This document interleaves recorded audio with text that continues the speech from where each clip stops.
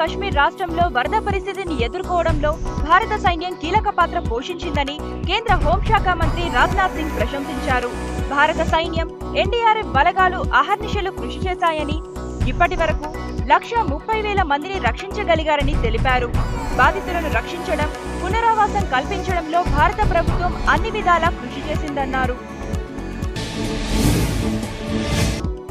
Governor నరసింహన్తో CM KCR భేటీ అయ్యారు. Assembly budget సమావేశాలు, అధికారుల పంపిణీ, రాష్ట్ర ఎన్నికల సంఘం ఏర్పాటు, విభజన చట్టంలోని షెడ్యూల్ 9, 10లోని సంస్థల ఏర్పాటు తదితర అంశాలపై గవర్నర్తో చర్చించినట్లు సమాచారం. నిఠారిలో జరిగిన చిన్నారుల సీరియల్ హత్య కేసులో నిందితుడు సురీందర్ కోహ్లీకి సుప్రీంకోర్టులో ఊరట లభించింది.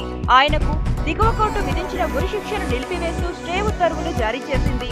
అక్టోబర్ 28 వరకు ఉరిని నిలిపివేయాలని జైలు అధికారులను ఆదేశించింది. రైతులకు వెంటనే రుణమాఫీ అమలు చేయాలని డిమాండ్ చేస్తూ నల్గొండ కలెక్టరేట్ ముందు కాంగ్రెస్ నేతలు ధర్నాకు దిగారు. ఈ ధర్నా కార్యక్రమానికి ఎంపీ గుత్తా, ఎమ్మెల్యే జానారెడ్డి, ఇతర నేతలు, కార్యకర్తలు పాల్గొన్నారు. అదేవిధంగా కరీంనగర్ కలెక్టరేట్ ఎదుట మాజీ ఎంపీ పొన్నం ప్రభాకర్, ఇతర స్థానిక కాంగ్రెస్ నేతలు ధర్నా చేపట్టారు. మెదక్ ఉప ఎన్నికల్లో డబ్బు ఏరులై పారుతుంది. డబ్బును పంచేందుకు టీడీపీ నేతలు రంగం సిద్ధం చేసుకున్నారు. ఈ మేరకు పక్కా సమాచారం అందుకున్న పోలీసులు షామీర్పేటలోని హనీబర్గ్ రిసార్ట్ పై దాడి చేశారు. టీడీపీ ఎమ్మెల్యే చల్లా ధర్మారెడ్డికి చెందిన ₹1,00,000 స్వాధీనం చేసుకున్నారు.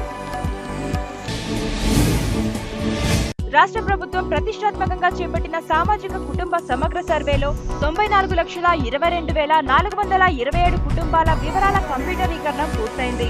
మరో 4 రోజుల్లో కంప్యూటరీకరణ పూర్తికి గ్రామీణాభివృద్ధి పేదరిక నిర్మూలన సంస్థ అధికారులు ప్రయత్నిస్తున్నారు. ఆ తర్వాతే అధికారులు సర్వే తుది జాబితాను సీఎం కేసీఆర్ కు అందజేయనున్నారు. ఈ పంచాయతీలపై పంచాయతీరాజ్ శాఖ మంత్రి కేటీఆర్ సంబంధిత అధికారులు, సర్వీస్ ప్రొవైడర్లతో భేటీ అయ్యారు. గ్రామ పంచాయతీల కంప్యూటరీకరణపై చర్చిస్తున్నారు. నాగార్జునసాగర్ జలాశయానికి వరద ఉధృతి పెరిగింది.